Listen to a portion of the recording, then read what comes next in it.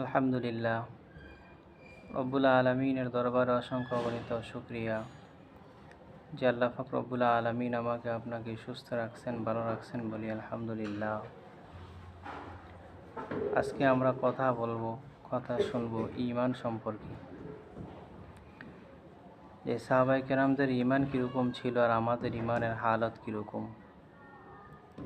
আল্লাহ পাক রব্বুল আলমিন কোরআনে কারিমের মধ্যে বলেছেন, ওয়াইদা কিলা লাহুম আমিনু কামা আমানান নাস, ঈমান আনো যেরকম সাহাবায়ে কেরাম রাদিয়াল্লাহু তাআলা আনহুম ঈমান এনেছে।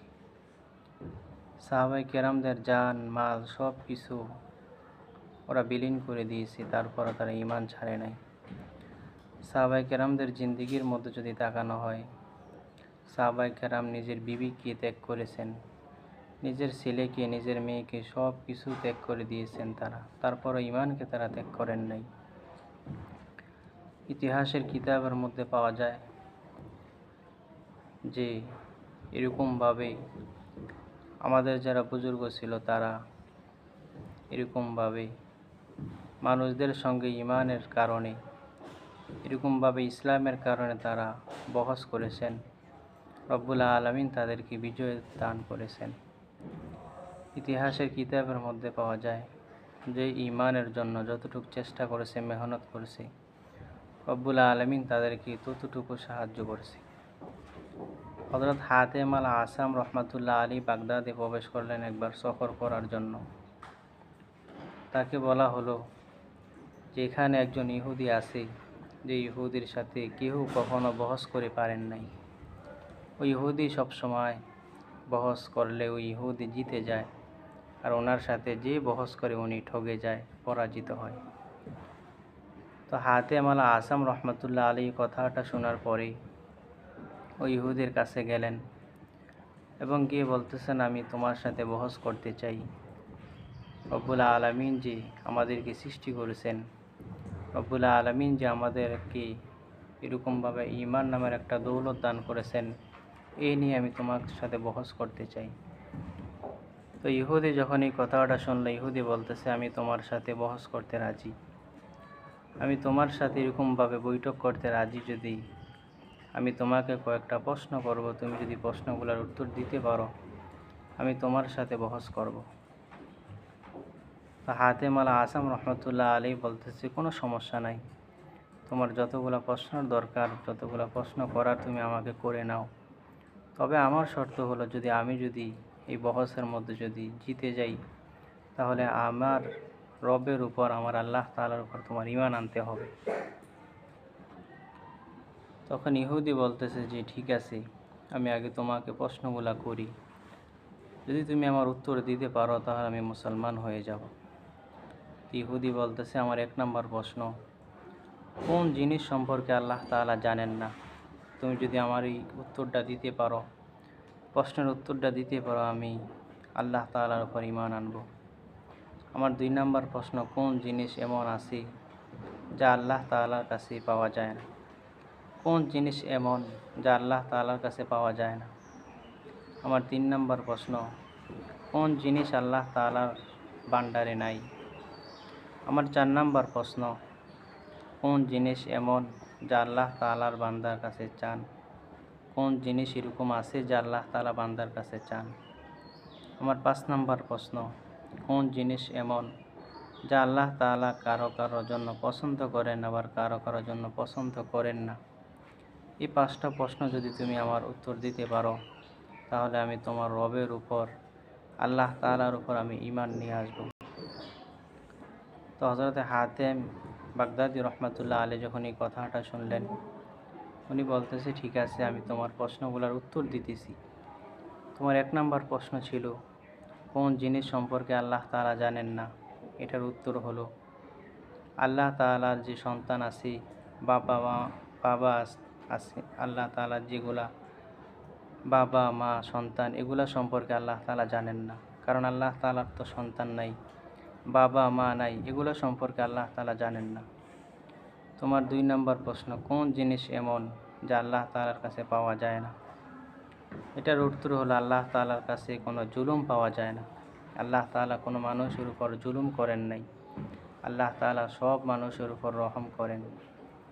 তোমার 3 নম্বর প্রশ্ন, কোন জিনিস আল্লাহ তাআলার ভান্ডারে নাই? এটার উত্তর হলো আল্লাহ তাআলার ভান্ডারে অভাব নাই। দুনিয়ার মানুষের মধ্যে অভাব থাকে, দুনিয়ার মানুষের ভান্ডারের মধ্যে অভাব থাকে, কিন্তু আল্লাহ তাআলার ভান্ডারের মধ্যে অভাব নাই। তোমার 4 নম্বর প্রশ্ন, কোন জিনিস এমন যা আল্লাহ তাআলা বান্দার কাছে চান? এটার উত্তর হলো আল্লাহ তাআলা বান্দার কাছে ইবাদত চান। আল্লাহ তাআলা বান্দাকে দুনিয়ার মধ্যে ইবাদত করার জন্য সৃষ্টি করেছে, ইবাদত চান। তোমার 5 নম্বর প্রশ্ন হলো, কোন জিনিস এমন যা আল্লাহ তাআলা কারো জন্য পছন্দ করেন, আবার কারো জন্য পছন্দ করেন না?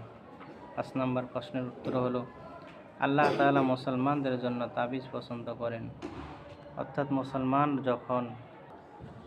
মুসলমানদের জন্য তাবিজ পছন্দ করেন। যেরকম মুসলমান বিপদে পড়লে বা এরকম রোগ ব্যাধি পড়লে তাবিজ ব্যবহার করে, এবং কাফেরদের জন্য তাবিজ ব্যবহার করাকে অপছন্দ করেন।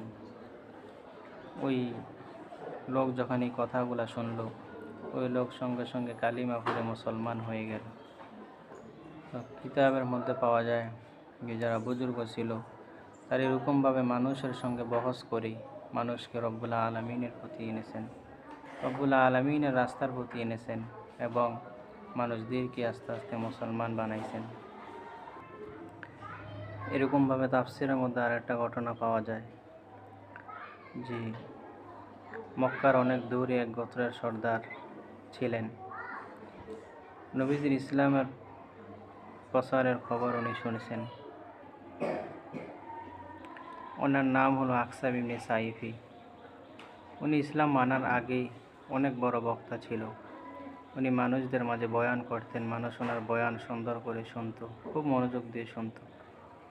উনি যখন শুনল রাসূল ইসলামের কথা বলে, তখন আকসাম ইবনে সাইফি ওনার গোত্রের 2 জন লোককে আল্লাহর রাসূল সাল্লাল্লাহু আলাইহি ওয়াসাল্লামের কাছে পাঠালেন এবং বলে দিয়েছেন যে যখন তোমরা নবীজির কাছে যাইবা, নবীজিকে তোমরা 2টা প্রশ্ন করবা। 1 নম্বর প্রশ্ন হলো মান আংতা, আপনি কি? 2 নম্বর প্রশ্ন হলো ওমা আংতা, আপনি কি? তো ওই লোকের 2 জন যখন আকসাম ইবনে সাইফের 2 জন লোক যখন আল্লাহর রাসূলের দরবারে আসলো, আয়েশা রাসূল আকরাম সাল্লাল্লাহু আলাইহি ওয়াসাল্লামের সাথে কথা বললেন। বলার পরে বলতেছে, আমরা অনেক দূর থেকে আসছি আপনাকে 2টা প্রশ্ন করার জন্য। রাসূল আকরাম সাল্লাল্লাহু আলাইহি ওয়াসাল্লাম বলতেছে, ঠিক আছে, কোনো সমস্যা নেই, আপনি প্রশ্ন করেন। তখন ওই লোকের 2 জনের একজন বলতেছে, রাসূল মান আংতা, আপনি কি? রাসূল আকরাম সাল্লাল্লাহু আলাইহি ওয়াসাল্লাম বলতেছেন, আমি আব্দুল্লাহর ছেলে মুহাম্মদ। 2 নম্বর প্রশ্ন, ওমা আংতা, আপনি কি? রাসূল বলতেছেন, আমি আল্লাহর বান্দা ও রাসূল। ওই 2 ব্যক্তি তাদের সর্দারের কাছে গিয়ে যখন বলল, আকসাব ইবনে সাইফির কাছে গিয়ে যখন বলল, যে ব্যক্তি নিজেকে নবী দাবি করে সে এই 2 প্রশ্নের উত্তর এভাবেই দিয়েছে, এবং সাথে এই আল্লাহর রাসূল সাল্লাল্লাহু আলাইহি ওয়াসাল্লাম কাছ থেকে যখন তারা এই কথাটা শুনে আকসাম ইবনে সাইফির কাছে বলল, উনি সঙ্গে সঙ্গে এসে এবং ওনার সঙ্গে 200 জন ওনার দল বলে সে আল্লাহর রাসূলের হাতে হাত দিয়ে মুসলমান হয়ে গেছে। এজন্য কাফের বেঈমানও আল্লাহর রাসূলকে চিনত, আল্লাহর রাসূলের উপর ঈমান আনত, আল্লাহ তাআলার উপর ঈমান আনত। এজন্য আমরা রব্বুল আলামিনকে চিনতে হবে, রব্বুল আলামিনের উপর ঈমান আনতে হবে। আল্লাহ তাআলা আমাদের সবাইকে আল্লাহ তাআলার উপর এবং রাসূলের উপর ঈমান আনার তৌফিক দান করুক বলি আমিন।